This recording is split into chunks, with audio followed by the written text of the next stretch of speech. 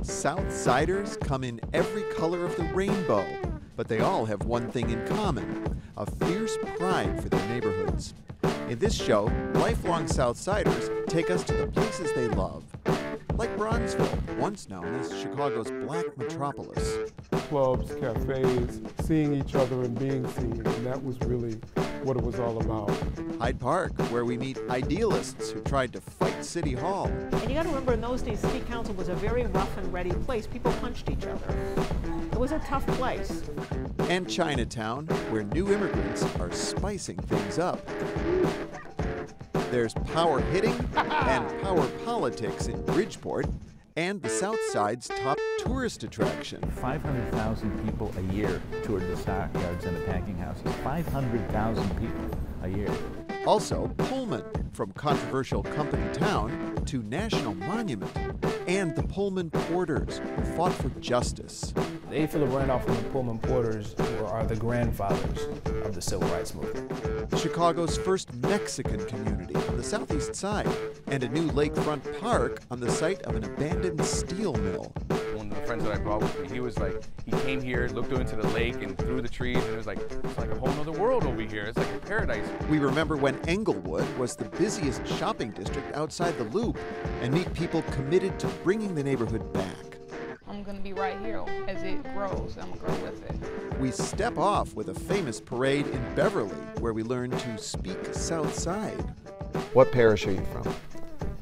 Barnabas. I think a lot of people not from Beverly might say, well, what do you mean, what parish am I from? I think that's been going on for years, so it's a real South Side thing. Plus one pope, some pretty intense peddling, and the President of the United States. I'm Geoffrey Baer. Join me for a trip through Chicago's South Side.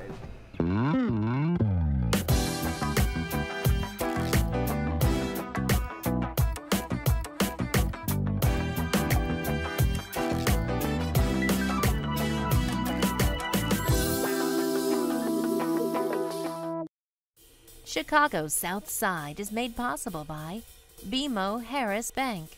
What does a bank like BMO Harris know about basketball? Can they tell a point guard from a power forward? Do they think a rock is something you find on the ground? That setting the tables got something to do with dinner time? What does a bank like BMO Harris know about basketball? Crossover. Kick it out. Take it to the rack. Dropping dimes. Alley-oop. Alley-oop. Alley-oop. What does a bank like BMO Harris know about basketball? We know that when kids play, they win in sport and in life. That's why BMO Harris supports the Chicago Bulls in youth basketball. ITW. ITW is committed to investing in the communities where we live and work. This commitment is deeply rooted in our values. Through support from the ITW Foundation, donations, and volunteering, the people of ITW give from their hearts, and we are proud to give back to Chicago. The Russell and Josephine Cott Memorial Charitable Trust, enhancing services, quality programs, and capacity building for agencies serving seniors. ComEd, powering lives. Dependability means whatever Mother Nature throws your way. Thanks to the ComEd Smart Grid, from Bronzeville to Beverly, you'll be ready. ComEd, powering lives. And Carl Buddig and Company. At Carl Buddig and Company, family is at the heart of everything we do. As a fourth-generation family-owned Chicago business, we appreciate the importance of family traditions, especially family meals. We love to make our brands, Buddig Original, Premium Deli, and Old Wisconsin, part of your family. At Buddig, you don't just have our word on it, you have our name on it. Major funding is also provided by Peter Kelleher II, Millennium Properties, Ken Norgan, and Ariel Investments. Imagine it's a summer night in the golden age of Bronzeville. The neighborhood is alive with music, you're dressed to the nines, you've got a date on your arm, and you're heading out to the hottest club in the neighborhood. You'd have been right here. At an Ace Hardware? Okay, things have changed, but this was once the Sunset Cafe, and later the Grand Terrace. greats like Earl Father Hines and Cab Calloway played here. Louis Armstrong was in the house orchestra. These days, you'll just have to imagine Pop's Sunset Cafe stomp echoing through the building. The store manager's office was once the stage, with a Jazz Age backdrop that's still there. Hardcore jazz aficionados periodically make pilgrimages. The Sunset Cafe is just one gem in a treasure trove called Chicago's Black Metropolis. Bronzeville. It's Chicago's hub of African-American arts and culture, and that proud history is preserved and advanced today. It's a history built out of a century-long struggle, but the story of this neighborhood begins before the Civil War. Bronzeville is actually part of the larger neighborhoods of Grand Boulevard and Douglas, named for Stephen A. Douglas. He was one half of the legendary Lincoln-Douglas debates, the shorter half. Stephen A. Douglas died of typhoid a year after losing the election. He's entombed in this monument at 35th Street. After his death, part of Douglas's Oakenwald estate was used as a Civil War POW camp. Nearly 1 in 7 Confederate prisoners died in deplorable conditions at Camp Douglas. And 150 years later, archaeologists are now unearthing artifacts. After the war, Douglas was home to a Jewish community that included the Marx Brothers. They were still touring vaudevillians when they lived in this graystone on Grand Boulevard. Douglas was also home to other German Jews, as well as working-class Irish, Scots, and English. As for African Americans, only a handful lived in this neighborhood at the turn of the 20th century. But with the Great War escalating overseas, that was about to change. Tens of thousands of African Americans from the Deep South poured into Chicago to fill jobs left open as white workers shipped off to war. It became known as the Great Migration. The nation's most influential black newspaper, the Chicago Defender, guided many migrants to Chicago. Founder and editor Robert S. Abbott used the paper to champion civil rights and celebrate African American culture. Soon, thousands of African Americans were packed into overcrowded and dilapidated buildings. They were forbidden to move into roomier white neighborhoods by restrictive housing covenants. Despite this injustice, or maybe because of it, the people of the Douglas and Grand Boulevard neighborhoods built a vibrant community that came to be known as Bronzeville. Think of Bronzeville, it's a city within a city. To get a real sense of what Bronzeville was like back in the day, I met up with author Bernard Turner at Gallery Guichard. Clubs, cafes, people walking back and forth, seeing each other and being seen, and that was really what it was all about. Artist Archibald Motley's series Bronzeville at Night shows that the strip of South State Street nicknamed The Stroll was no place for the faint of heart. So we found this quote from Langston Hughes about the stroll. He wrote, "Midnight was like day. The street was full of workers and gamblers, prostitutes and pimps, church folk and sinners." Yep. Bronzeville offered the finest entertainment in Black Chicago at places like the Regal Theater. The Regal was famous for any kind of show that you can think of. Nat King Cole, Lena Horne, Duke Ellington. You can add Ella Fitzgerald, Miles Davis, the list goes on. At the Savoy Ballroom next door, 2 bands played alternating sets every night so patrons could stay on their feet. The dance floor was large enough for a resident basketball team. The Savoy Big Five hit the road in 1929, renamed the Harlem Globetrotters. And then you had the Palm. Yeah, politicians went there. You could meet famous people there. The Chicago Defender called the Palm Tavern the most high-class Negro establishment in America when it was opened in 1933 by genial Jim Knight, a former Pullman porter turned policy king. Okay, so what's policy? Policy is kind of the precursor to what we call the lottery right now, but it was all underground and, of course, illegal. There were souls to be saved in Bronzeville and plenty of churches to do the job, including Chicago's oldest black congregation, QUINN Chapel. With deep roots in abolitionism and activism, QUINN Chapel was a natural stop for speakers like Frederick Douglass, Booker T. Washington, and Martin Luther King, to name just a few. The chapel was featured in WTTW's own special, Going Home to Gospel, with Patti LaBelle in 1991. Gospel music was in fact born in Bronzeville. It started with a personal tragedy. Blues pianist Thomas A. Dorsey lost his wife and newborn baby in childbirth. To cope with the pain, Dorsey infused typical blues rhythms with religious lyrics. The result was Precious Lord, Take My Hand. Dorsey organized the first gospel choir at Ebenezer Baptist Church, and then went on to a legendary career directing the Pilgrim Baptist Church Choir. Pilgrim was destroyed by fire in 2006. Bronzeville is alive by night. You know, it's fun, it's entertainment. During the day, this is really a center of black enterprise. Absolutely. Think of the big businesses that were here.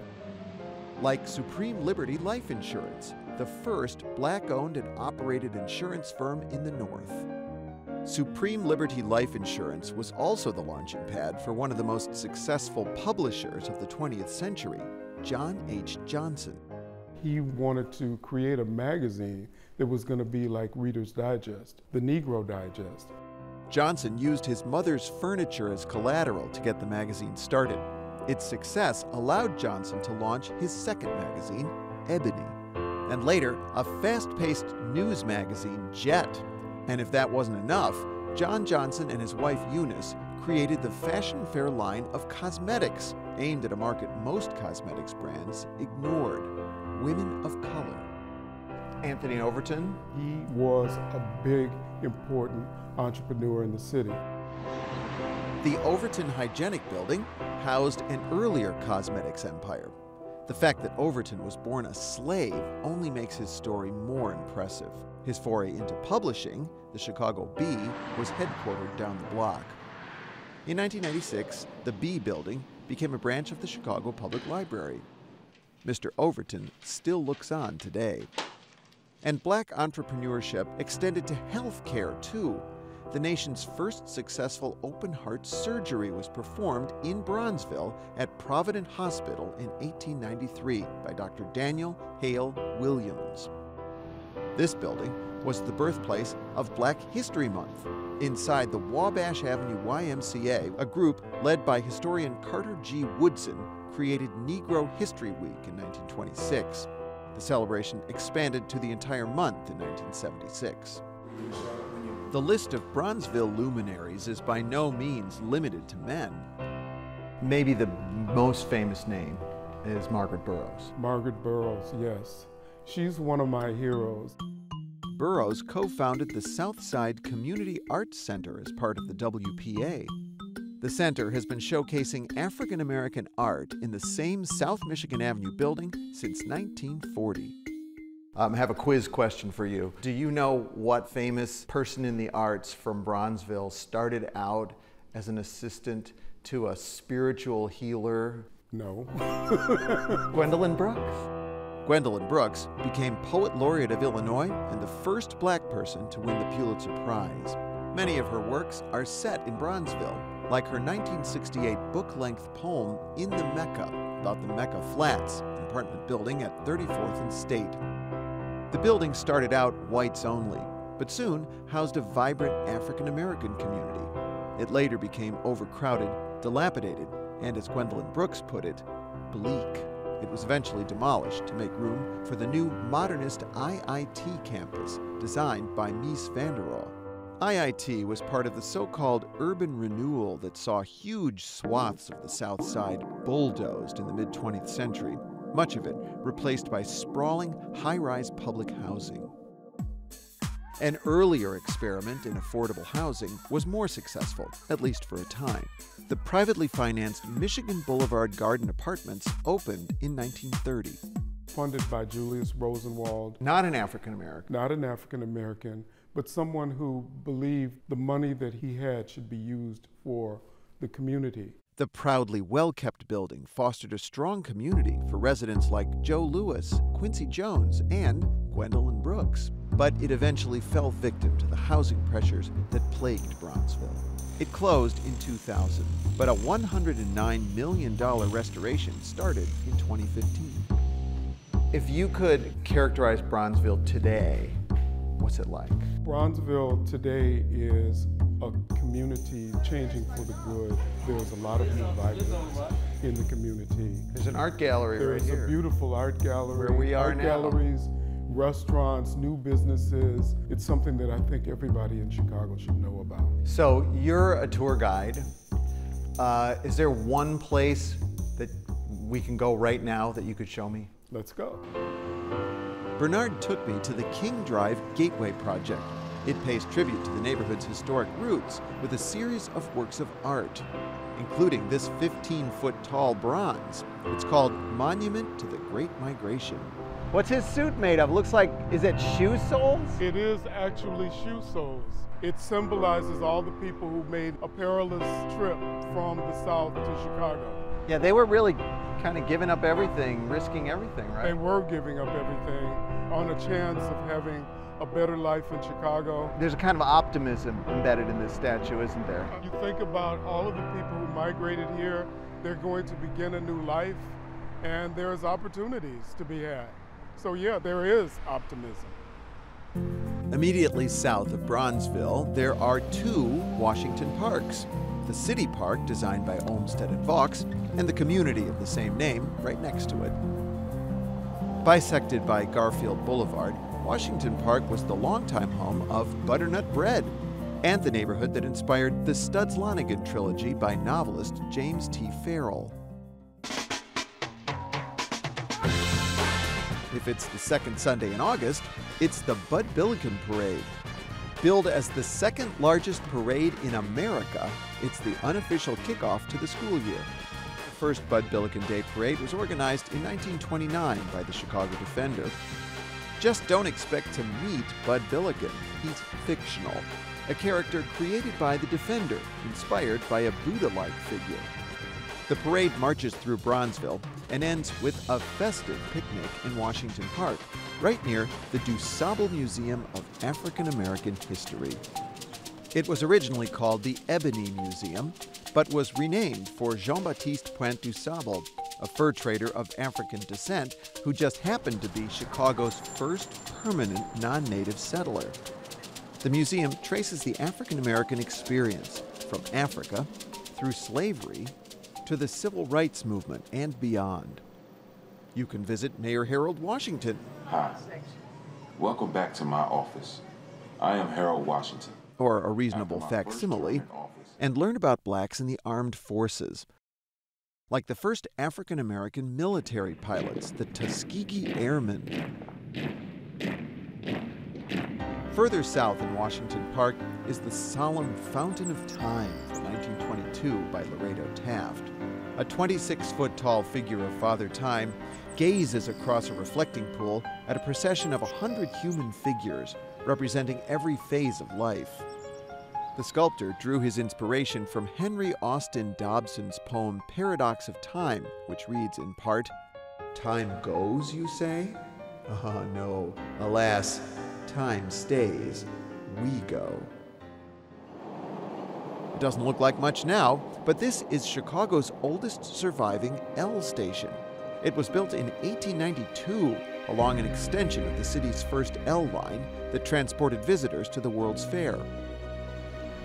A couple doors down is one artist's commentary on the proliferation of currency exchanges on the South Side.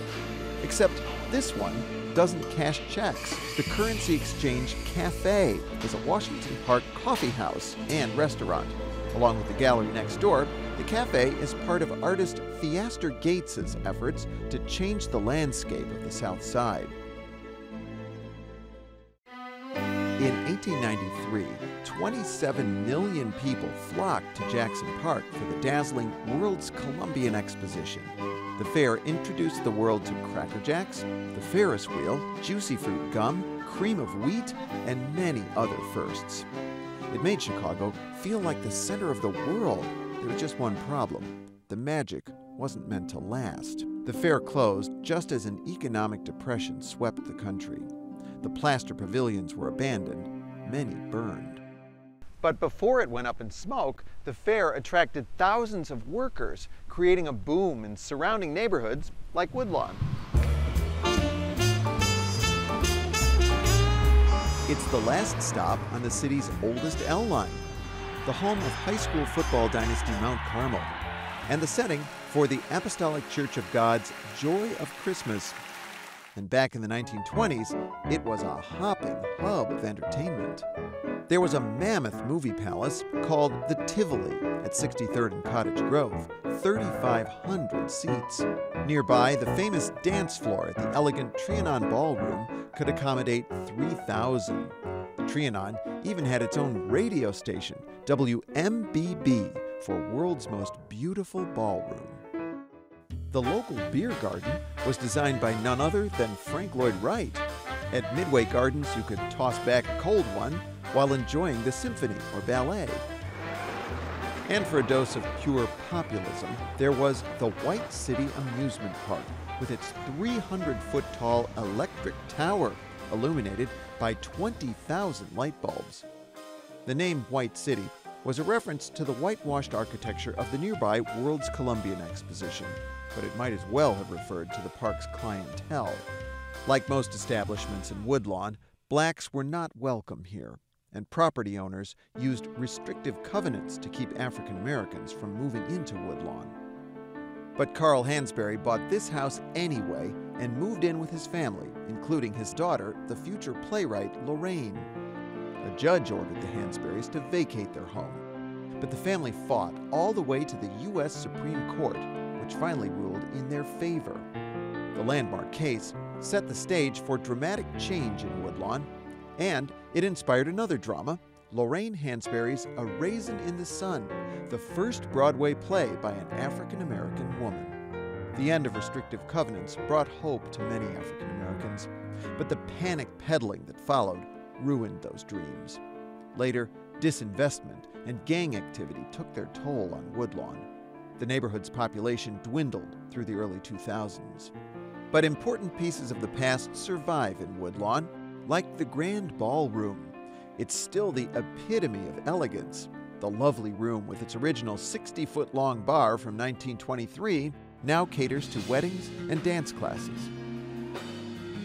For 8 decades, the Chicago Crusader has been, quote, reporting the news without fear or favor. It's been under the careful leadership of editor-publisher Dorothy Lavelle since 1968. Right. And there are signs of revitalization in Woodlawn, too, like the 21,000-square-foot Metro Squash Center. The center's after-school program trains young athletes while offering academic tutoring and mentoring. If they can do it, then I can do it as well. In the early 1900s, Chicago was a toddling town. For almost a century, the city had been growing by leaps and bounds. But as newcomers flooded into Chicago to seek their fortunes in real estate, factories, and slaughterhouses, the city became overcrowded, dirty, and diseased. As early as the 1850s, settlers started looking for places to get away from it all. 7 miles south of downtown, with an unobstructed lakefront view, Hyde Park was marketed as an escape from the big city. Before it was a center of higher learning, before the Blackstone branch became the first branch of the Chicago Public Library, and long before Valois offered a president's favorite menu, Hyde Park was a suburb founded by lawyer and developer Paul Cornell. Paul Cornell had imagined that Hyde Park would have a major university, kind of like Northwestern in that suburb to the north, Evanston. That vision became a reality in 1892, and it only took the richest person in U.S. history to get it done. The best investment I ever made is what John D. Rockefeller said about his donation to help found the University of Chicago. Promoters of the World's Fair of 1893 sought to convince the public that Chicago was a major world city, so they had to hurry up and build a major world university. The school has certainly lived up to that billing, producing 89 Nobel Prize winners as of 2015. With all the academic success, it's easy to forget that the University of Chicago was once a college football powerhouse. In fact, halfback Jay Berwanger was the very first winner of the Heisman Trophy in 1935. Head coach Amos Alonzo Stagg led the original Monsters of the Midway on the field, but it's what happened under the stands that changed the course of history. The world's first controlled nuclear reaction, led by Enrico Fermi. The top-secret experiment was a key part of the World War II Manhattan Project. This sculpture, Nuclear Energy by Henry Moore, marks the spot today. If you guys don't have any more questions, we will keep moving. Before the Second City hit the main stage, they were a group of U of C alums and dropouts known as the Compass Players. Founding members sometimes staged improv performances in the back of Jimmy's Woodlawn Tap. For over 50 years, Jimmy Wilson ran the bar that catered to locals, students, Nobel laureates, and Pulitzer Prize winners. So far, we've learned that Hyde Park was once a suburb. In fact, it was a huge independent township that extended far south of here. Thank you. So, how to become part of the city?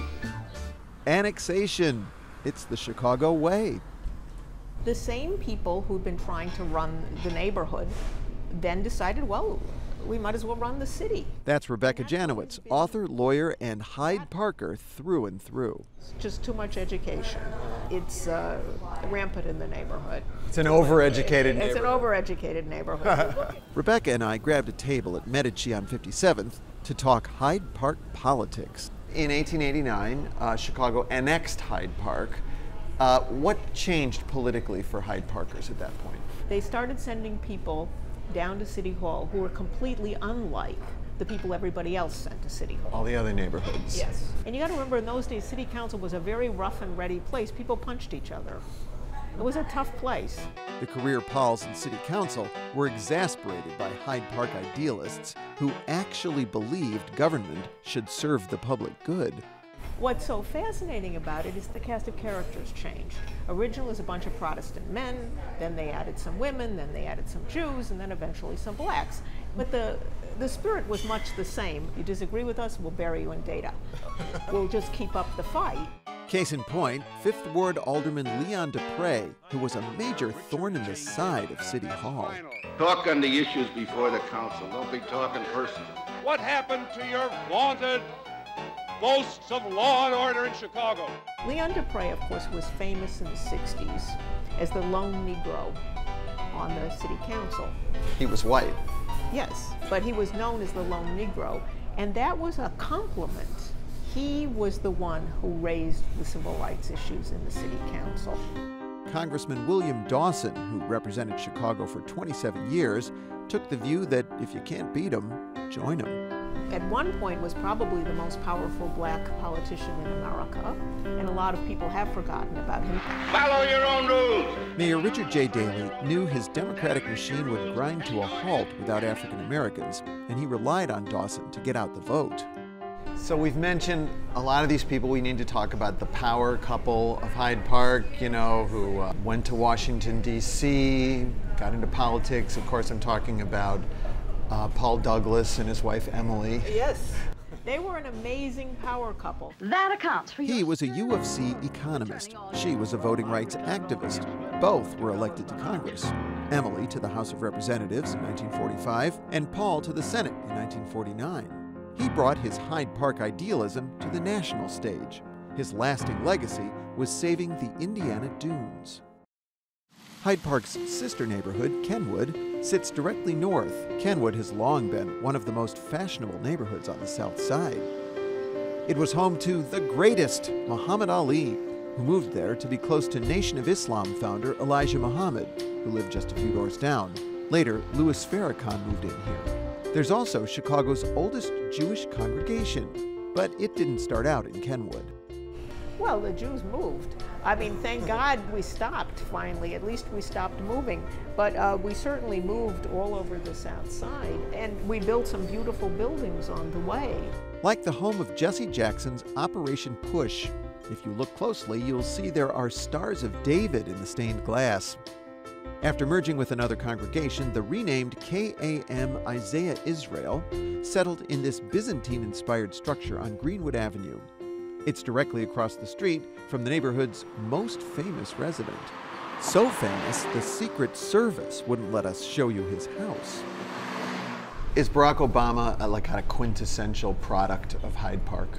If Obama had lived a lot of other places, he would have been a black man living in a white neighborhood, or a black man living in a black neighborhood. He came from a racially mixed neighborhood. Hyde Park launched President Obama's political career. It was also the backdrop for his budding romance with lawyer Michelle Robinson. I guess when you're the first couple, even your first kiss is worth a monument. Everybody talks about Barack Obama as the customer of the Hyde Park bookstores. It was Harold Washington who used to have to get help staggering out to the car with all that he bought at the local bookstores. You want him? You got him! As Chicago's first African-American mayor, Harold Washington burst onto the scene with a larger-than-life personality. I think more than anything else, he really did stand for inclusion. He embraced Chicago as a very diverse place. Toward this same end, Chicago is united today. No other city on this continent represents these ideals and struggles better than Chicago does. Urban renewal wiped out large parts of the South Side, but Hyde Park took a stand against the bulldozers. Urban renewal was very hostile to urban living. They wanted to turn Hyde Park back into a suburb. They thought suburbs were where the middle class is supposed to live. The houses should be further apart. There should be lots of lawns. There should always be parking. You know, there should always be lots of parking. I mean, the essence of a city to me is there is no parking. But they want to have lots of parking, but somehow have great cultural institutions supported by almost no people.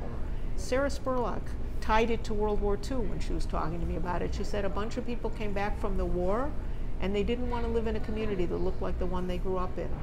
They thought if we could win the war, we could change this neighborhood. How you doing? Peace.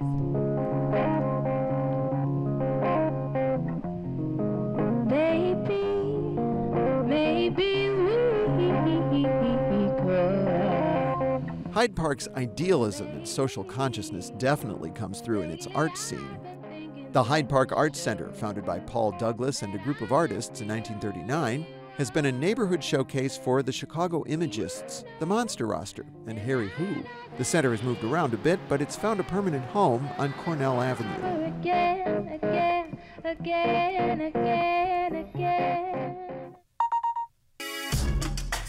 The Little Black Pearl Workshop provides a positive outlet for urban youth to express themselves in visual arts and dance. And for a more classical approach, the Hyde Park School of Dance offers rigorous training to students of all backgrounds and abilities. And like a ballet, it takes hard work and dedication to maintain the delicate balance that makes Hyde Park special. Don't you dare, don't stop, give in to love, don't want you, don't give up.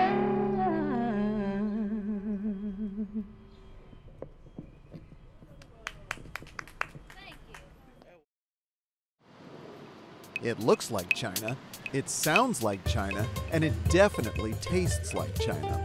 But this Chinatown is part of Chicago's South Side. The Chinatown Gate from 1975 is an icon in this neighborhood. So it might surprise you to learn that Chicago's original Chinatown wasn't even here. It was in the Loop.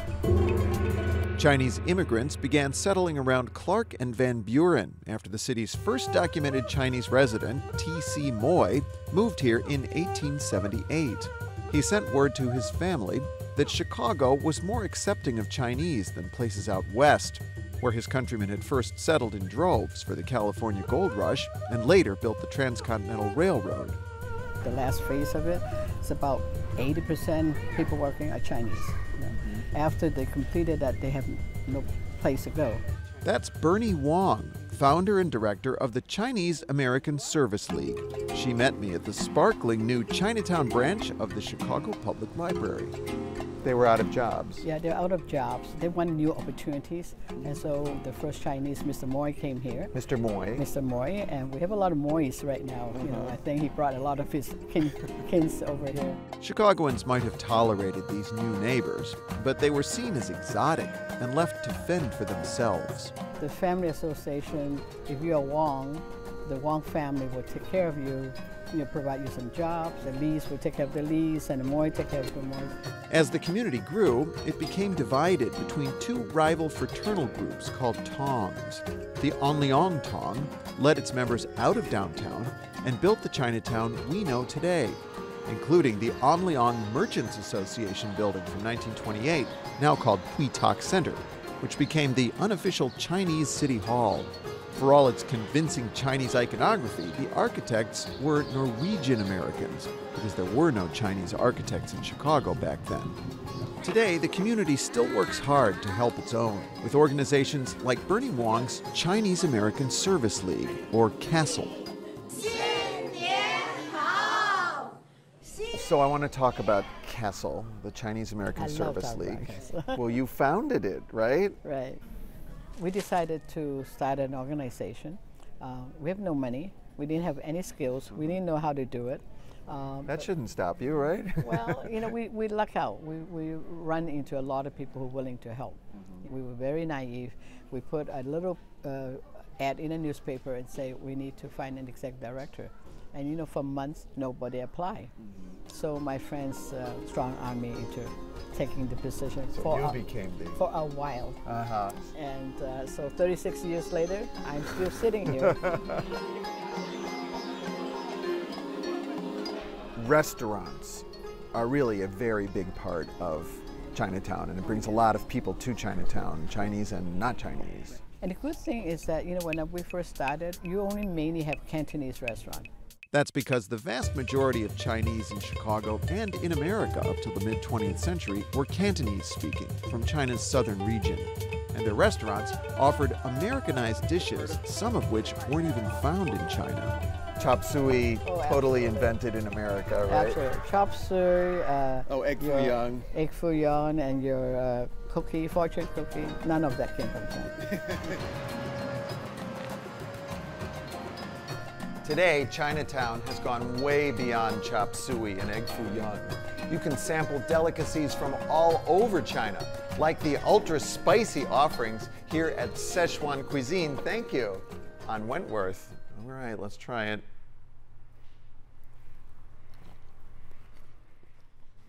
Woo.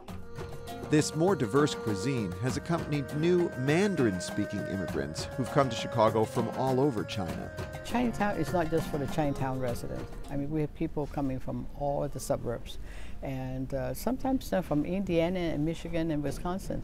They come down here and they shop. While the restaurants and groceries let you taste Chinese diversity, the Chinese American Museum fills in the details. And the museum has its own dramatic story. A devastating fire in 2008 severely damaged 90% of the museum's artifacts. But other Chicago museums pitched in to help restore them, and the museum reopened in 2010. If you really want a full immersion in the many different cultures of China, the place to go is Chinatown Square. Chinatown Square is a shopping mall that opened in the 1990s. But don't picture Woodfield or Water Tower Place. Here, you feel like you've been transported to China. The two-level center, designed by famed Chicago architect Harry Weiss, is lined with shops selling everything from Chinese healing herbs and groceries to electronics and trinkets, and the restaurants offer a wide range of Chinese cuisines. In the middle of Chinatown Square is a broad plaza for community gatherings, ringed by 12 statues representing the Chinese zodiac. Chinatown Square was just one part of a desperately needed expansion of Chinatown in the early 1990s. So Chinatown has expanded a lot since you got here. Yeah. But it's very dense, right? It's a very crowded. Extremely dense, right? Yeah. And then the highway came through. Yeah. And you lost a lot of the neighborhood, right? You lost the neighborhoods, yeah. Some of the houses was pulled back or gone. And playgrounds, right? Yeah, further south, you know, we lost 2 playgrounds, and so for almost more than 2 generations, the kids have no place to play. In the 1980s, Chinatown developers acquired an abandoned Santa Fe Railroad yard on the edge of the neighborhood. On this 30-acre parcel, they built Chinatown Square, new housing, and most dramatically, a park right along the Chicago River, named for developer and neighborhood leader Ping Tom. You know, when you're in Ping Tom Park, you cross an active railroad line to get in there. You see the L going overhead. You see that amazing vertical lift bridge and the warehouse across the river. It's really kind of very embedded in industrial Chicago. You're right. You're living in an area that you have a little bit of everything. And very recently, the park has expanded to the north. This is great. You know, we are having a very diverse population utilizing the park, and I'm one of the patrons. I go swimming and I do my exercise there. In the field house? In the field house. Not in the river? No, not yet until they clean it up. Right. Well, the river is used for one very special Chinatown celebration each summer, the annual Dragon Boat Races for Literacy. Businesses and other groups from around Chicago field teams, often made up of novice rowers, who get a same-day crash course in how to paddle a huge dragon boat.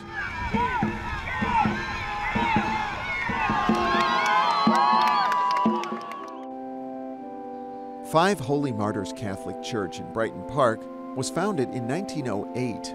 It's a reminder that the near southwest side once had a large Polish population. Now, there's a lot of room inside, but the church had to build this outdoor altar in 1979 to accommodate the overflow crowds who came to see a very special Polish visitor. Tens of thousands came to hear Pope John Paul II say Mass. He was only the second pope to visit the United States and the first to come to Chicago. Przyjmę te dary ofiarne z waszych rąk. The Pope was presented with a gift box of not just any chocolate, the world's finest chocolate. Sounds appropriately precious for a pope. But in this case, it's just the name of the famous confectioner in Archer Heights. And if you grew up in Chicago or raised kids here, you've probably sold some world's finest yourself. Since 1939, this family-run company has pioneered candy as a force for fundraising. If you're more of a fan of salty snacks like chips and pretzels, well, Archer Heights has you covered too, with Vintners. The brand began making snacks for local taverns and now distributes throughout the country. Nearby, where the historic boulevard system turns a corner at Garfield and Western, you'll find Gage Park and the neighborhood that shares its name. The Fieldhouse has a long history of dance. Decades ago, you could swing your partner and do-si-do here with the Gage Park Steppers Square Dance Club. Today, the steps look a little different, but the technique is just as impressive. This is the Mexican Folkloric Dance Company of Chicago, reflecting the fact that the Hispanic population in the three neighborhoods we've just visited now ranges from 75% to nearly 90%.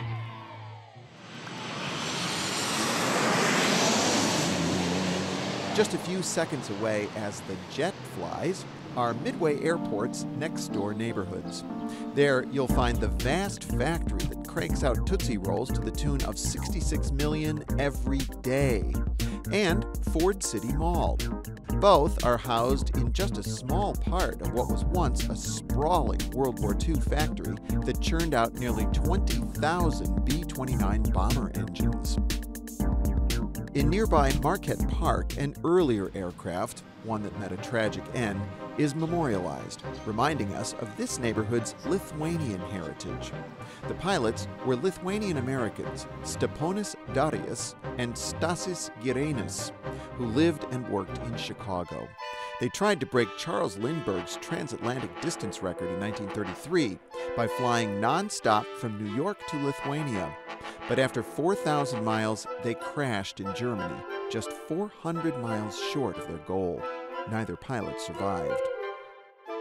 Like Darius and Girenis, other Lithuanian heroes are remembered at the Balzykis Museum of Lithuanian Culture. Today, the neighborhood has a large Hispanic population, but masses are still said and sung in Lithuanian at Nativity of the Blessed Virgin Mary Church. Canal Origins Park along the Chicago River's South Branch is so tiny it's easy to miss. But what it's named for is big, really big.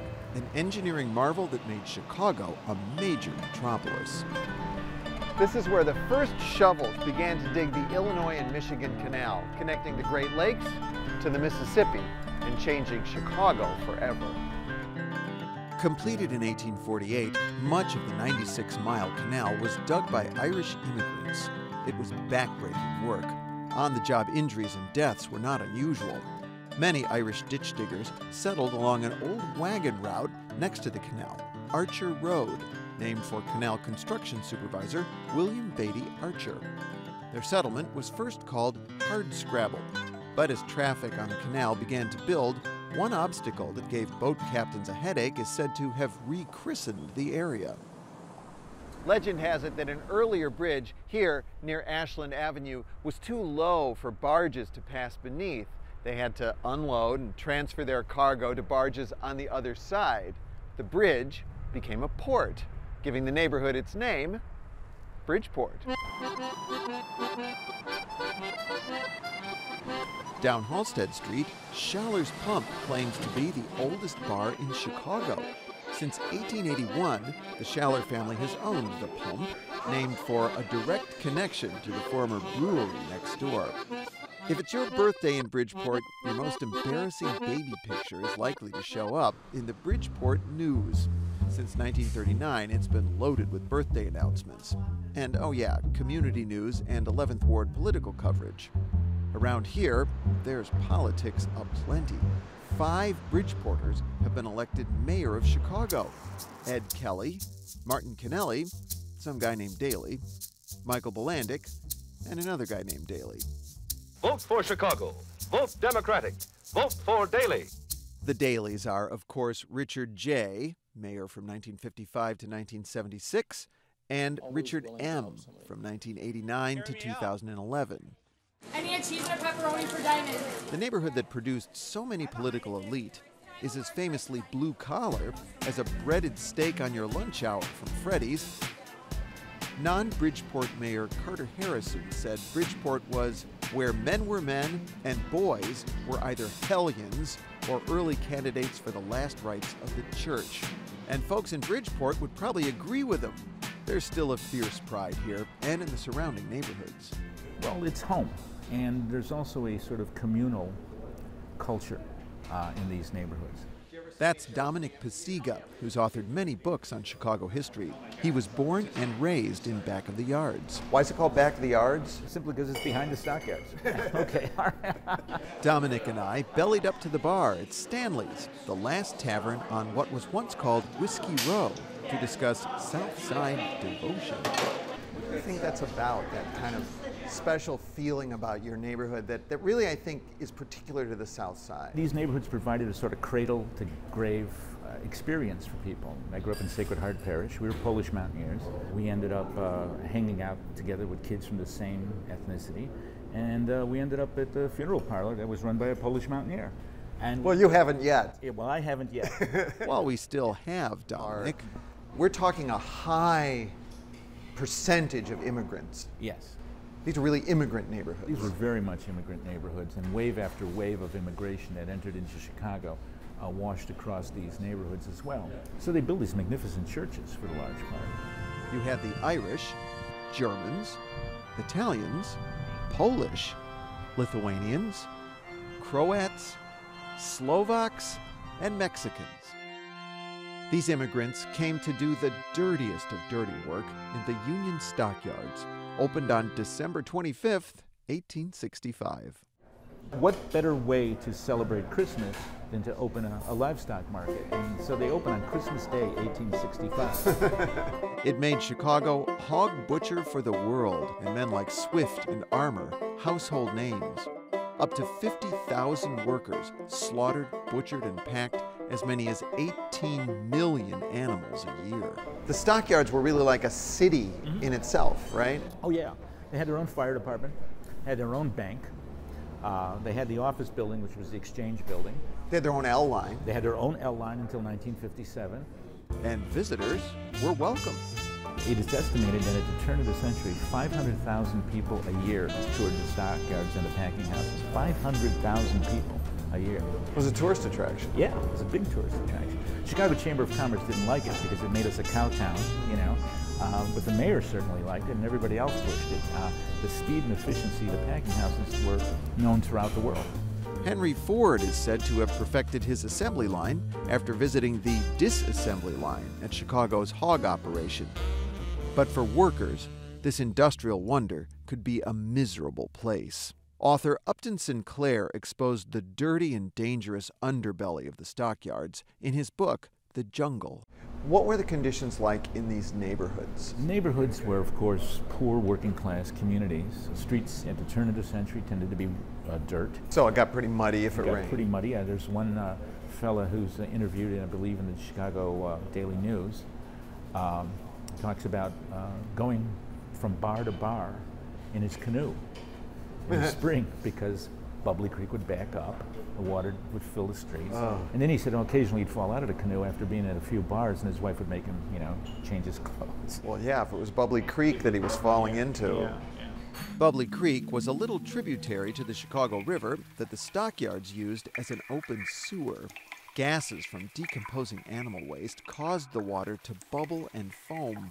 The aroma was legendary. Well, I was an altar boy, as any good little Catholic boy was, and they took us out to a seminary in the country, and I said, "What's that smell?" I said, "What smell? There's no smell." I said, "No, there's a smell. What is that smell?" He says, "It's called fresh air," and I literally got sick. Did it make you sick? Yeah, it made me sick. So we associate this area with the stockyards, but there was a lot of industry in this area in the early days, right? Was this kind of the center of industrial Chicago at one point? Well, actually, the whole south branch of the Chicago River was the industrial heart of the city. There was the Central Manufacturing District across from McKinley Park, and Stearns Quarry produced limestone.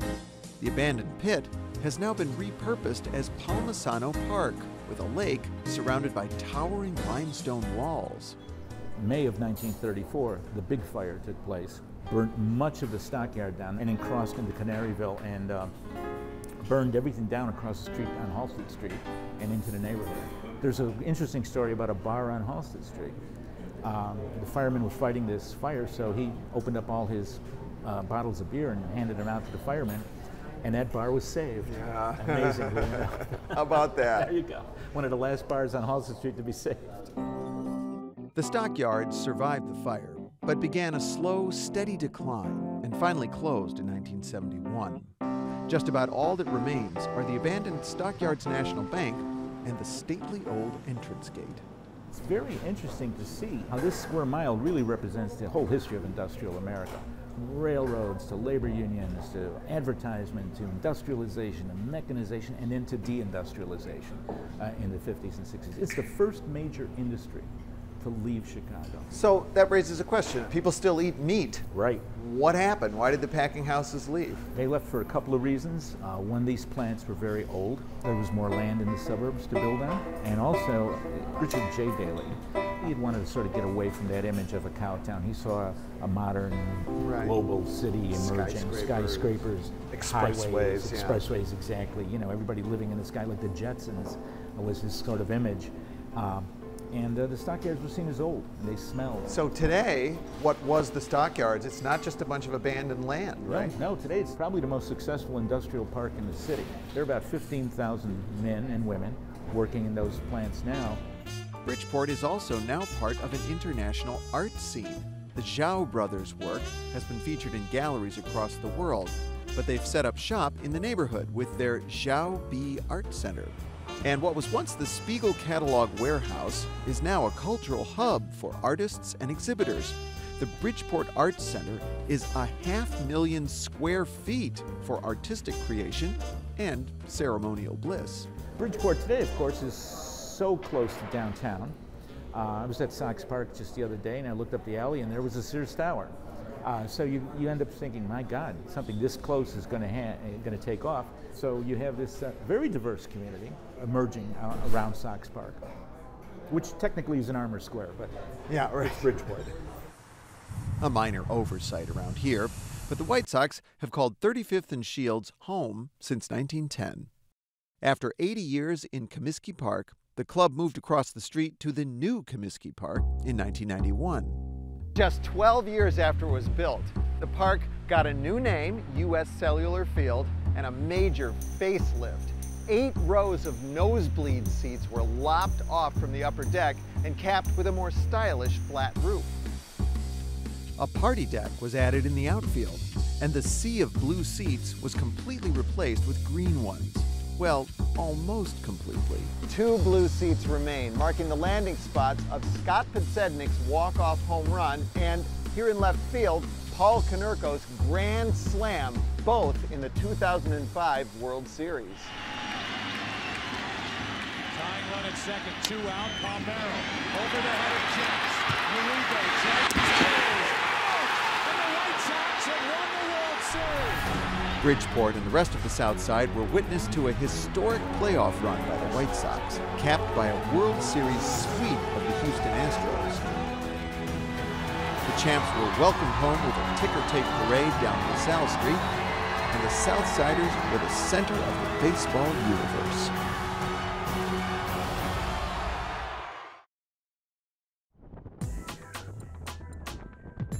A scrapyard on the lakefront seems more industrial than residential, but don't tell that to Bavarian immigrant Andreas von Zerngibbel. He lies for all eternity at the mouth of Chicago's other river, the Calumet. It's not quite the tourist destination that the Chicago River has become, but if folks had listened to Jefferson Davis way back in 1833, downtown Chicago might be here today. The future president of the Confederacy was sent here by the U.S. Army Corps of Engineers to survey the region, and he reported that the Calumet was a far superior river for a harbor. But in one of the earliest examples of Chicago politics, settlers near the Chicago River pulled strings, and obviously the city grew there instead. Eventually, the river downtown became overcrowded, and industrialists started looking south for room to grow. It took a while, but it turns out old Jeff Davis was right. Well, about the river anyway. The move to the Calumet region sparked an industrial boom on the southeast side. And the biggest industry here was steel. In fact, there was a steel mill in each of the 4 neighborhoods on the southeast side: South Chicago, East Side, South Deering, and Hegewisch. Much of the steel that built Chicago's famous skyline came from right here. The Calumet River is still busy with barges and Great Lakes freighters, but the mills are gone. All that's left on the site of U.S. Steel's Southworks are these towering concrete walls. So, right behind you, what the heck is this? That's called an ore wall. Basically what they were used for is when the barges would come in through the slips, they would unload the raw material that makes steel. That's Dan Lira, president of the South Chicago Chamber of Commerce. We met at the abandoned Southworks site to check out the first new piece of a planned redevelopment, a lakefront park dedicated to steelworkers in 2015. For Dan, it's personal. We're talking about a community that I grew up in. You know, I grew up right around the corner in what we call the Bush, out in South Chicago. You're kind of a young guy. Do you remember this mill when it was operating, or are you too young? During the late 70s, early 80s, as a kid, you remember the trains that were going by.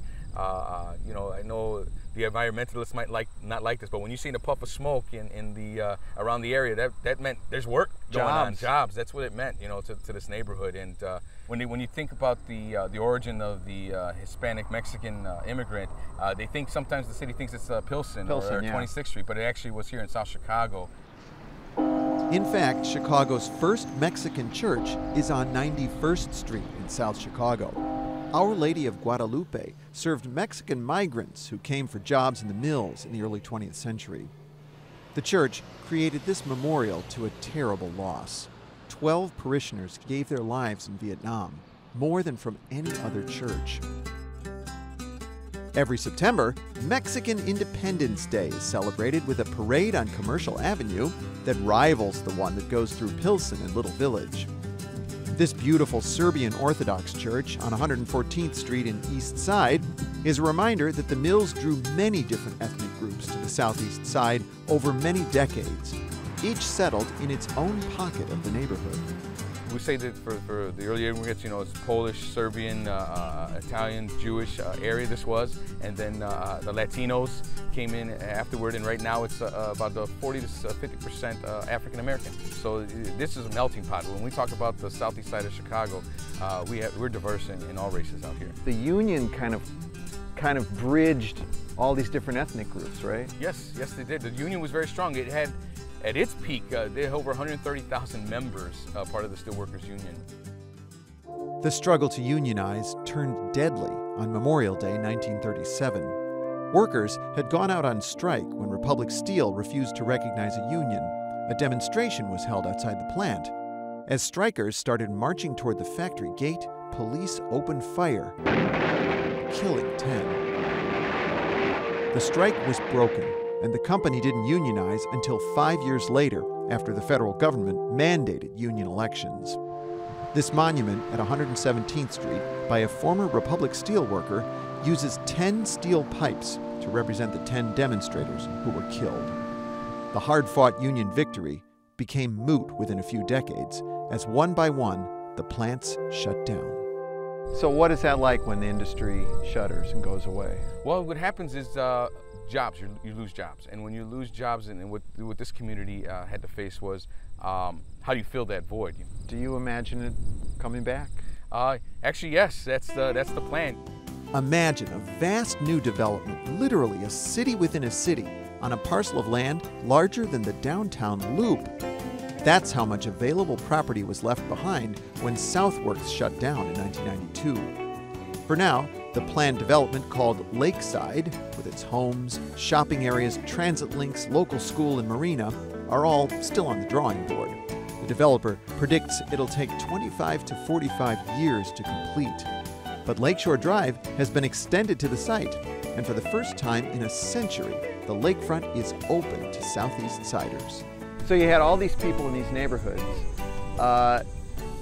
who were living, what, like a few hundred yards from the lake? Right. They probably didn't even know they were living that close to. When we finally got here, I remember one of the friends that I brought with me. He was like, he came here, looked into the lake and through the trees, and it was like, it's like a whole nother world over here. It's like a paradise. And people that used to work here, you know, the older people that were working in the steel mills, you even seen them, they had tears in their eyes because they had never been here, and it was like history. They were looking at the ore walls and looking at just the area and what they remember it, and then seeing this. On the site of another former steel mill, the vision is back to nature, with a little adventure thrown in. It's called Big Marsh Bike Park. The former Acme Steel site and a defunct industrial waste dump are being transformed into a man-made wilderness within the city, laced with trails for BMX and cyclocross bike riders. At 278 acres, it's almost as big as Grant Park. Now, if you prefer to ride on a track, you'll find the city's only velodrome in South Chicago. I thought I'd give it a try. So what's a good time trial? No problem. The South Chicago Velodrome opened in 2011. Bike racing enthusiasts got inspired to build it during Chicago's ill-fated bid to host the 2016 Olympics. The land is leased rent-free from the owners of the former U.S. Steel plant while the property awaits redevelopment. Woo! That's a 50-degree bank! Holy moly! The velodrome folks told me I had to go 15 to 20 miles an hour or my bike would slide out from under me. Top sprinters can pedal faster than 40. Even in an industrial area, there's one kind of strike labor and management can agree on.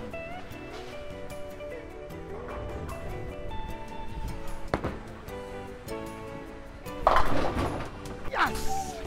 First take, I swear.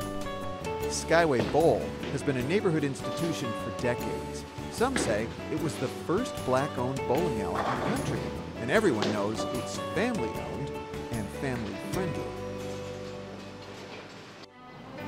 Chicago State University built a new modern campus in 1975.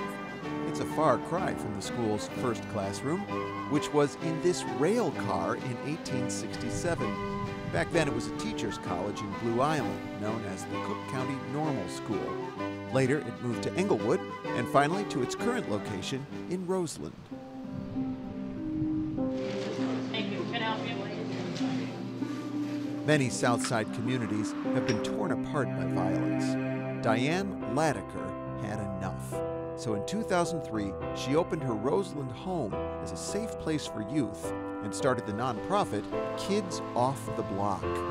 Here, neighborhood teens in the program are rebuilding a memorial to their fallen peers. Ladaker learns the interests of each kid in her care and steers them toward classes and training programs just right for them.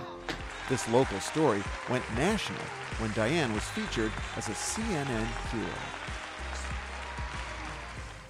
Right on the lake in Jackson Park, La Rabida Children's Hospital is named for the Spanish pavilion from the World's Columbian Exposition of 1893. That's because it once stood on this site. The pavilion was a replica of the monastery where Christopher Columbus prepared for his historic voyage.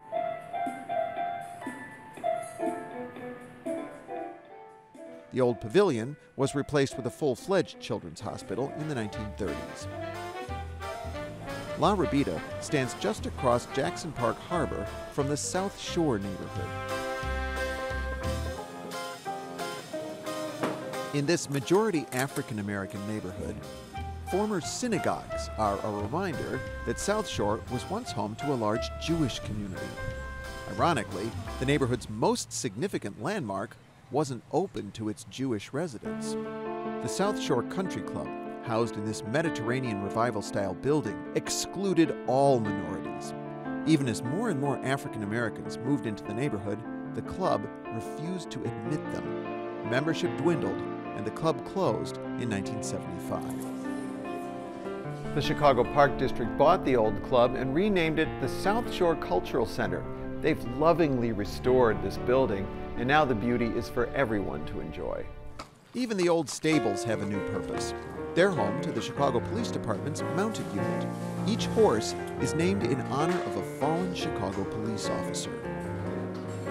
If you fly a City of Chicago flag outside your home, it probably came from the WGN Flag Company on South Chicago Avenue. These days, WGN, no relation to the TV and radio stations, stays very busy decorating the United Center.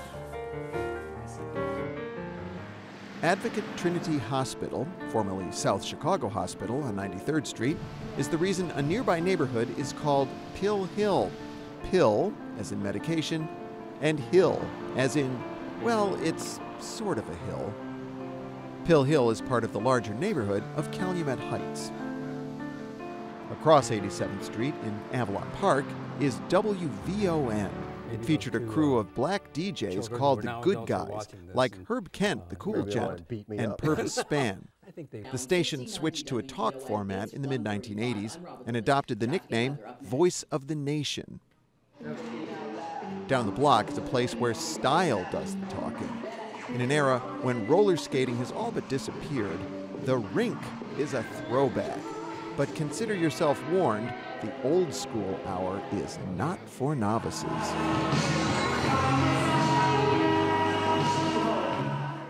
It's always been a dream of mine to be the first president to designate a national monument in sub-zero conditions. In February 2015, the president's dream came true when he dedicated Chicago's first national park. That site was the historic company town of Pullman, here on the far south side. Today, the Pullman neighborhood, nestled between the South Shore Line and I-94, has historic charm and youthful exuberance. There's the Mammoth House of Hope, an energy farm with 32,000 solar panels, and greens with a view at Harborside International Golf Center. But what makes Pullman a national treasure is its history. This is where George Pullman set out to transform American industry, but his story is as tragic as it is triumphant. Pullman had risen to fame after the sleeping car he manufactured was hitched to the funeral train for assassinated President Abraham Lincoln. The notoriety attracted investors and demand for Pullman's next generation of cars, dubbed Hotels on Wheels. The Pullman car was the epitome of luxury travel in the 19th century. and it put the town of Pullman on the map, literally. To ramp up production, George Pullman bought 4,000 acres near Lake Calumet in 1880 and built a company town, which he named for himself. Much of that town is still standing today. Homes of various sizes were rented to workers according to the employee's status. As with everything in his empire, the town was expected to earn a profit, and the Pullman Company controlled everything. The first resident moved into Pullman in January 1st of 1881. By 1884, there were over 6,000 people living here. That's Pullman resident Mike Szymanski. He's the president of the historic Pullman Foundation. And the idea was the people that came to work here would have good housing and all these amenities. And the amenities were fantastic. There was a Pullman-owned bank, a Pullman-owned shopping center called the Arcade, and a Pullman-owned Market Square where vendors rented space to sell their wares. The Florence Hotel was named for Pullman's favorite daughter. This was the only place in town where alcohol was served, and only to company managers and their guests. Pullman even built a church, but the rent was too high to attract a congregation for the first 6 years. Pullman believed his spotlessly clean town with its wholesome amenities would create a new kind of factory worker, one that was sober, hardworking, and loyal to the company. And of course, if they're happy workers, they won't join a union, right? Well, there won't be a need to. I mean, and things went along fairly well. And it wasn't until the Great Recession, 1893-97, that screwed things up. That was the start of big trouble in Pullman's paradise. To make ends meet, he cut workers' wages, but he didn't reduce the rent for workers' housing because he had guaranteed a profit to his investors. Pullman's employees walked out on strike on May 11, 1894. The American Railway Union, led by Eugene V. Debs, got workers across the country to refuse to operate trains with Pullman cars. Pullman refused to negotiate, and federal troops were called in to break the strike. Violence erupted, and several workers were killed. Debs was jailed, the strike was broken, and Pullman reopened for business. But in the aftermath, a federal commission condemned Pullman for his actions. 3 years later, George M. Pullman died of a heart attack. Many accounts say that his grave at Chicago's Graceland Cemetery was reinforced with steel and concrete out of fear that his body would be desecrated. He was the focus of a lot of hatred. Did he feel misunderstood? Oh, I'm sure he felt he was misunderstood. He was more of a person who wanted to provide people with opportunities and be a great capitalist. And he ended up between a rock and a hard place during the strike, because on one hand he had responsibility to his stockholders, his bondholders, and he also felt some responsibility to the community that he had created. Why did the National Park Service name Pullman a national monument? The innovation of rail transportation, which Pullman was sort of the avant-garde on that. Also, the emergence of the labor movement. The third reason was the Pullman Porters, or the Brotherhood of Sleeping Car Porters. The Pullman Porters provided impeccable service aboard the palace cars. Many of the first generation had been slaves before emancipation. Their polish and gracious demeanor were legendary, but life for them behind the scenes was another story. Pullman porters worked under inhumane conditions that were not necessarily fair for the normal working class. That's David Peterson. I met him at the A. Philip Randolph Pullman Porters Museum, where he serves as president and executive director. To think that someone would be on the road that long on their feet serving people and get 4 hours of sleep, that's just unrealistic. Where did they sleep? Majority of the time in the smoking car. So just imagine that, the 4 hours that you do have to sleep, you're inundated with smoke. Many passengers called every porter George, after their omnipotent boss. Despite their lack of power in the company, Pullman porters were well respected in their community, seen as role models for their professionalism. But they wanted better working conditions. They were denied membership in all-white railroad unions, so they formed their own, the Brotherhood of Sleeping Car Porters, led by A. Philip Randolph. The Attorney General characterized A. Philip Randolph in a certain way. What did he call him? He called him the most dangerous Negro in the United States. What made him so dangerous? Well, there were several accusations made about A. Philip Randolph. They called him a communist. They called him all different types of things. But at the end of the day, he was just someone who was concerned very, very passionately about the economic empowerment of the African American community. It took 12 years, but the Pullman Company finally recognized the Union in 1937. The struggle was for a contract, but it was for more than a contract, right? Absolutely. After they got that respect and they became the Brotherhood of Sleeping Car Porters, they saw this power. So the next thing was, okay, well, how can we help everybody else? So it really becomes a big component of the civil rights movement. A. Philip Randolph and the Pullman Porters are the grandfathers of the civil rights movement. That's why today I'm designating Chicago's Pullman District as America's newest national monument. The Pullman Company stayed in business well into the 20th century, but demand for Pullman cars fell off with the decline in passenger rail travel. The company closed the plant in 1957, and the neighborhood began to deteriorate. Neighbors banded together to fight a plan to bulldoze all of Pullman in 1960, beginning a slow process of landmarking and restoration. In a heartbreaking setback, an arson fire destroyed much of the old factory, including its famous clock tower, on a cold December night in 1998.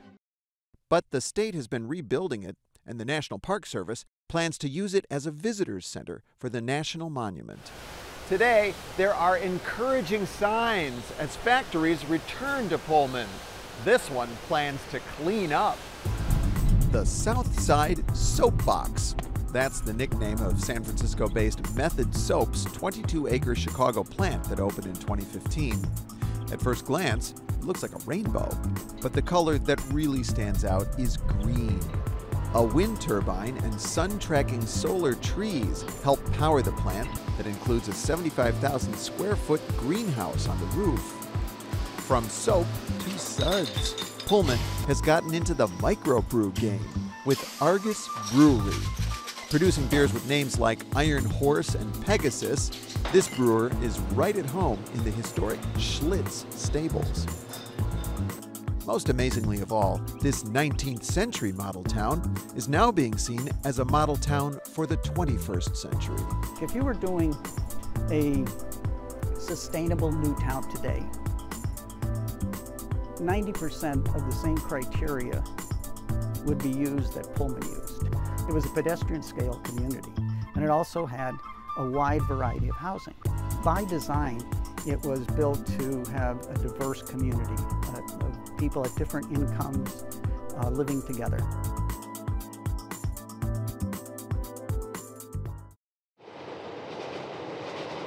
It's a tranquil community garden today, but if you close your eyes, you might just be able to picture the days when this was a railroad junction, bustling with steam trains.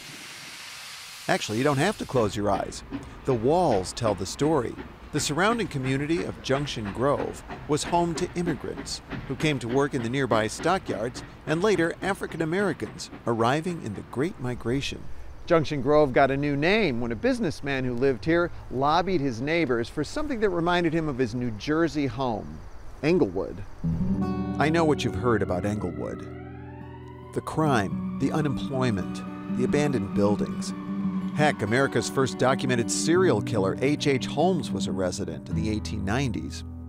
But there's another side to Englewood. One where people are working to build a stable community, raise families, and bring back some of the prosperity from the days when 63rd and Halsted was the largest shopping district in the city outside the Loop. As in other South Side neighborhoods, the population began to plummet in the 1960s, and the once vibrant commercial district went with it. Efforts to revitalize it with a suburban-style shopping mall and later a major redesign failed. For 40 years, a large portion of Englewood was left to decay. But today, at 63rd and Halsted, something's cooking. Technique is important in the kitchen, especially when it doubles as a classroom. This is Chef Murray, And this is the Washburn Culinary Institute, which has been training chefs of the future for 75 years. I am not a cook, so I'm going to need all the help I can get here. Make sure you have your fingers under. Oh yeah, okay. Right. And you rock the knife. Rock the knife. Hey man, I'm going to show my wife that I'm a trained chef. Washburn is now housed on the 40-acre campus of Kennedy King College, which opened in 2007, bringing the intersection of 63rd and Halsted back to life. Not with shoppers, but with students. 89.3 WKKC, you're live with Harold Lee Rush, that's me. That, of course, is Harold Lee Rush, a fixture on Chicago radio for decades. The name of this song, I Can't Feel My Face. Honest to goodness, I'm not kidding you. Rush mentors future broadcasters at Kennedy King's radio station, WKKC. His midday show features a segment with journalist Roshana Baldwin called What's Good in Englewood. Fresh Moves Bus. Remember right, bus? Right. So, Roshana has become a voice for Englewood residents who are sick of hearing the same old questions about their neighborhood. how did you survive growing up? What was it like? Do you know anyone that was shot? Have you experienced the violence firsthand? So what do you want to say when somebody says that to you? I kind of want to tell them to shut up, but you know, I have to be respectful for the question, but you know, I get that some people just don't know, and they see what's happening on news and all over. Roshana and I met at Kusanya Cafe, a trendy coffee shop in Englewood, opened in 2013. And it's coffee with a cause. This nonprofit is the kind of positive force Roshana championed. So if I could be that voice, that platform to share all the great programs, all the great events, all the great initiatives. Look what we're doing. Look at the large lots. Look at Kusanya Cafe. Look at Dream Cafe. Now we have 2 cafes in the community. Did you know that? People are like, no, I didn't. Where is it? Dream Cafe is entrepreneur Howard Bailey's attempt to solve Englewood's food desert crisis. A sit-down place where you can actually enjoy dinner without it being in a greasy bag or styrofoam or ordering food through a bulletproof window. Me being a vegetarian, I'm like, I love asparagus. Now you can sit down and enjoy fresh veggies, organic food. So are you feeling like it becomes a little bit of a self-fulfilling prophecy? In other words, I mean, there is violence.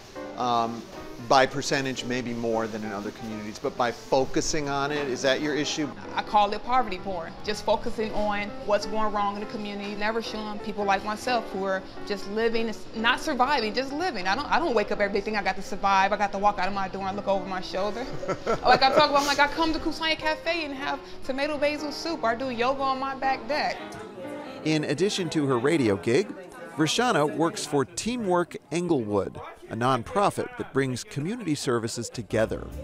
It's housed in the historic Chicago City Bank and Trust building that's also home to Englewood Blue, a business incubator for the community's startup entrepreneurs. So when you see Englewood, what do you see? I see an amazing community that's like any other community. You know, we have our challenges, we have, you know, certain disparities, but we're living, we're working, we're law-abiding citizens. Show that, show what's going right. Here's something else that's right. Growing home. It's more than just an urban farm. These dual patches at Wood Street and Honore Street offer job training for the unemployed and individuals deemed at-risk hires. Urban farming is a growing trend, but Englewood has some long-surviving businesses too. Can you name some of the kind of long-time businesses in the neighborhood, some of the successful businesses? My favorite is John's Hardware and Bicycle Shop. I remember going there when I was 9 years old to buy a bike with my mom, and I'm happy to see that they've been in the community for over 40 plus years, never left. When times got tough in the late 1980s, 5 churches in Englewood banded together to form St. Benedict the African and built this striking modernist church. Today, St. Benedict stands as one of the few churches built in Chicago for a predominantly black congregation. Even one of Englewood's biggest problems, vacant lots, could become a big opportunity. Through the city's large lot program, neighbors can purchase vacant lots on their block for just $1 a piece. You get a lot for $1 and you can build on it. I know. You can beautify your neighborhood. Now you can take this lighted, dark area and do something with it. You've stayed here. Yes. Why have you made the commitment to stay here? I wanted to see the community change. I wanted to see what it's going to become. People were excited. fellow Englewoodians that I created, that I coined the phrase Englewoodians. Englewoodians. Englewoodians. It's a sense of community, it's a sense of partnership, it's a sense of family. It's like, oh, you're from Englewood too, where'd you grow up? You do hear that, you know, that the marker that you've succeeded is I got out of that neighborhood. Yep. Right? I survived, I made it. Look, I don't have to look back at that community anymore. It's not how you feel. That's not how I feel at all. I'm gonna be right here as it grows, I'm gonna grow with it. Not because maybe I have my name on one of the streets. Seriously, because it's like, why leave? I want to see, you know, what the community is going to become. I don't want to be pushed out to the suburbs. I want to stay right here and raise a family. Where will you find the only Chicago Park District bowling alley? In the Martin Luther King Family Recreation Center in Auburn, Gresham. Auburn Gresham holds a firm spot in the Chicago bungalow belt. Its bungalow district is listed on the National Register of Historic Places, and like so much of Chicago, it's laid out on a rigid street grid. But just a few blocks away, that grid morphs into serpentine streets surrounding a lagoon traversed by footbridges. It's unlike anything else in the city. This is Auburn Park, first developed in the 1870s, long before the bungalows were built, when this area was just one big marsh. The developers, of course, had to drain the marsh to build houses, but they kept part of it as a lovely lagoon to attract home buyers. In the early 2000s, a developer added to the neighborhood's eclectic architectural mix with these 99 eye-catching modern homes. The development, called The Havens, was built on 14.5 acres of disused railroad property. St. Sabina Catholic Church in Auburn Gresham is the home of a famously outspoken and sometimes controversial priest.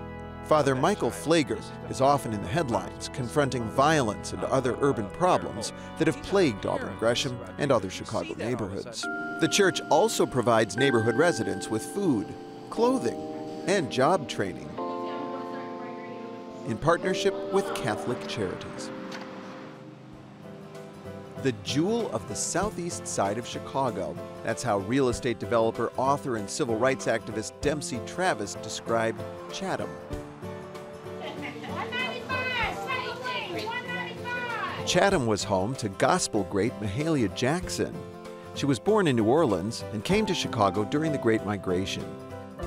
As the Queen of Gospel, it only made sense that Jackson toured with the father of gospel, Thomas A. Dorsey, for nearly 15 years. Mahalia Jackson's house on Indiana Avenue was landmarked by the city and later became the home of former U.S. Senator Roland Burris. What I'm trying to do is to bring the city together. I wanted all people together. Chatham was also the longtime home of Chicago's second African-American mayor, Eugene Sawyer, although he was tapped to succeed Harold Washington in a North Side parking lot. If a mayor and a senator could live in Chatham, why not a president? The chief executive might feel right at home in Chatham's version of the White House, except for the color. This private residence was built of blue Italian brick in 1966. As for being an exact replica, we'll let you be the judge. Expansive lawns are nice, but here on South King Drive, a large front yard wasn't the intention. These tiny 1920s-era homes are called garlows, a cross between garage and bungalow. They were designed as affordable homes for the middle class. Once owners had the means, they were supposed to build a larger house on the front of the property and turn the garlow into a garage. But the Great Depression ended this American dream, and the quaint homes stayed. In a funny twist, some later homeowners built garages on the front yards. To get to the last stop on our South Side tour, you can take the historic Rock Island Railroad to 91st Street.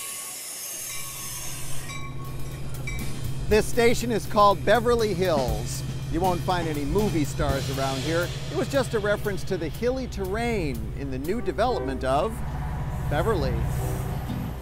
Well, as hilly as it gets in Chicago anyway. Beverly sits at the northern tip of the Blue Island Ridge. This was an actual island in prehistoric times when Lake Michigan was a much larger body of water that geologists named Lake Chicago. For a city built on Midwest prairie, a paltry 670 feet of elevation is enough to qualify Beverly as the highest point in Chicago.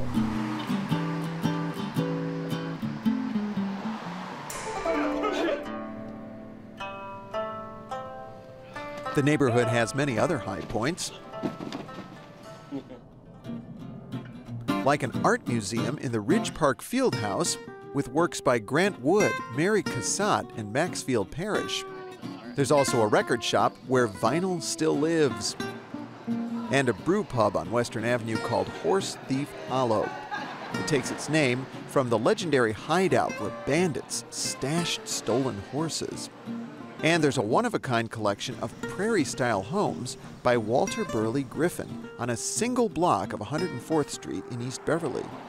Griffin left the office of Frank Lloyd Wright to become one of America's most important architects. The scenic terrain and architecture in Beverly makes you feel like you've gone way beyond the city limits. Beverly has big homes, wide lawns, metro stations. Sounds a little like a suburb. You know, I think it has some characteristics of a suburb, but we're definitely in the city. So you're not too fond of the suburban characterization? Maybe in some ways. That's Willie Winters, the former executive director of the Beverly Area Planning Association. We grabbed seats at the Beverly Arts Center to talk about the benefits of a city neighborhood with a suburban lifestyle. Beverly's also a neighborhood where you have a lot of cops and a lot of firefighters. The city does have residency requirements. So if you're a cop or firefighter, you have to live in the city. Which is, you know, a benefit for us. But I think there's something about the suburban feeling that that attracts people here, right? Oh yeah, definitely. You know, you're as opposed to maybe some places up north, you know, you can pretty much find a parking spot in front of your house any night of the week. Mm-hmm. So there's you know, those types of things. I think, you know, you have families here in Beverly that have been here, you know, 3 generations. People put stakes down in this community and they're rooted here. What parish are you from? Barnabas, St. Barnabas, but you know, people usually drop the saint and just say the last name. Okay, so you didn't drop a beat when I asked you that question. I think a lot of people who are not from Beverly might say, what do you mean, what parish am I from? Yeah, I think that's been going on for years, so it's a real South Side thing. So you don't say what ward you're from or what neighborhood you're from? I think they would depend on how politically involved you are. You know, the 19th ward, we're always the highest vote totals in the city. Mm-hmm. We vote more than anybody. You vote early and often? We vote early, but not often, I don't think. I think we vote once. Catholic high schools are a big deal on the far South Side. With so many options to choose from, a few rivalries are bound to heat up. Can you tick off some of those schools? Oh, sure. You know, Brother Rice, where I went. You got to say yours first. Say mine first. But, you know, there's St. Rita, Mount Carmel, Marist High School, Mother McCauley. And there's no rivalry between these schools, right? Oh, no. There is quite a bit of rivalry. It's funny. So there's not like, oh, he went to Mount Carmel. Oh. Yeah. Maybe if my kids had made that choice, although they both went to Brother Rice. Your kids went to the school you went to? They did. They did. Did you push them a little? Maybe a little.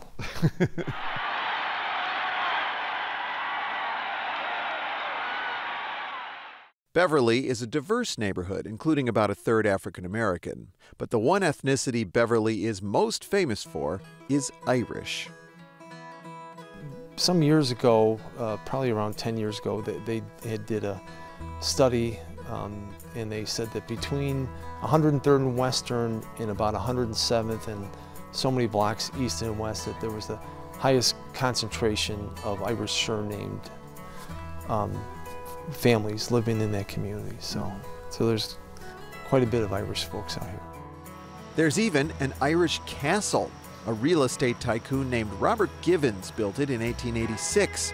Givens apparently based the design on a castle he had sketched while in Ireland. If you know one thing about Beverly, it's the Southside Irish Parade. Yes, I would say that is a big thing for sure.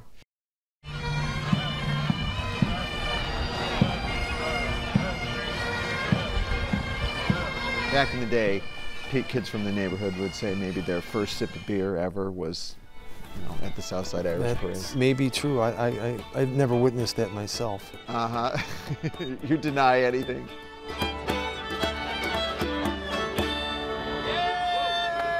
The downtown St. Patrick's Day Parade. It's very political. The mayor and all the politicians march in it. Is it different here? First of all, the politicians actually march towards the end of the parade here. They don't, yeah. I mean, they're all welcome. They have to register and pay their fee like everybody else. Is there a message in putting the politicians at the end? Generally, for the Southside Irish Parade, the honoree is a group. It could be like a charity organization, or it could be a family of servicemen who, was killed in the line of duty. King Lockhart Park at 106th and Western is a permanent memorial to two fallen Chicago firefighters, Patrick King and Anthony Lockhart. They died on this site in 1998, battling a blaze at a tire store. I think it just kind of speaks to supporting those who protect us, and not just for firefighters and policemen.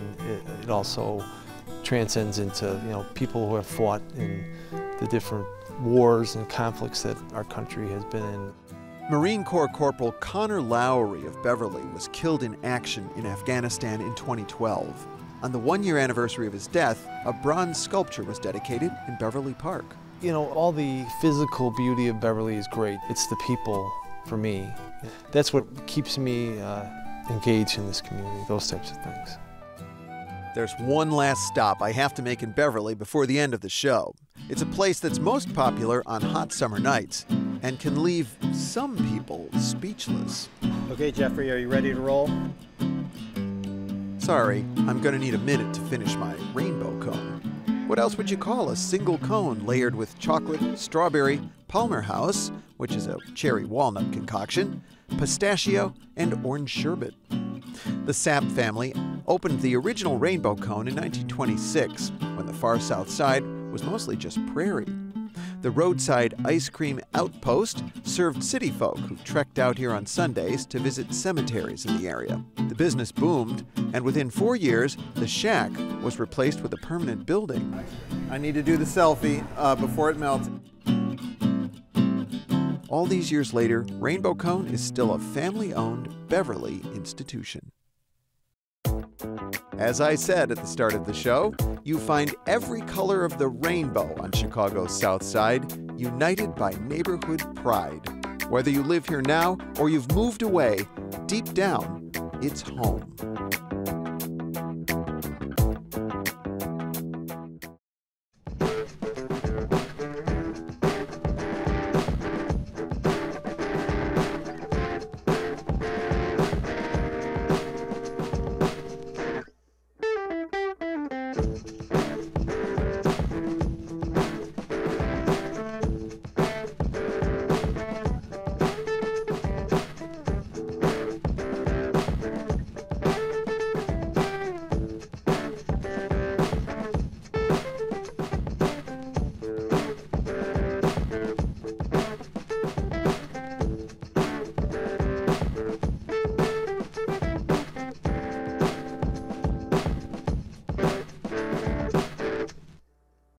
Chicago's South Side is made possible by BMO Harris Bank.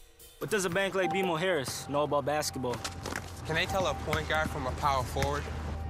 Do they think a rock is something you find on the ground? That setting the tables got something to do with dinner time? What does a bank like BMO Harris know about basketball? Crossover. Kick it out. Take it to the rack. Dropping dimes. Alley-oop. Alley-oop. Alley-oop. What does a bank like BMO Harris know about basketball? We know that when kids play, they win in sport and in life. That's why BMO Harris supports the Chicago Bulls in youth basketball. ITW. ITW is committed to investing in the communities where we live and work. This commitment is deeply rooted in our values. Through support from the ITW Foundation, donations, and volunteering, the people of ITW give from their hearts, and we are proud to give back to Chicago. The Russell and Josephine Cott Memorial Charitable Trust, enhancing services, quality programs, and capacity building for agencies serving seniors. ComEd, powering lives. Dependability means whatever Mother Nature throws your way. Thanks to the ComEd Smart Grid, from Bronzeville to Beverly, you'll be ready. ComEd, powering lives. And Carl Buddig and Company. At Carl Buddig & Company, family is at the heart of everything we do. As a fourth-generation family-owned Chicago business, we appreciate the importance of family traditions, especially family meals. We love to make our brands, Buddig Original, Premium Deli, and Old Wisconsin, part of your family. At Buddig, you don't just have our word on it, you have our name on it. Major funding is also provided by Peter Kelleher II, Millennium Properties, Ken Norgan, and Ariel Investments.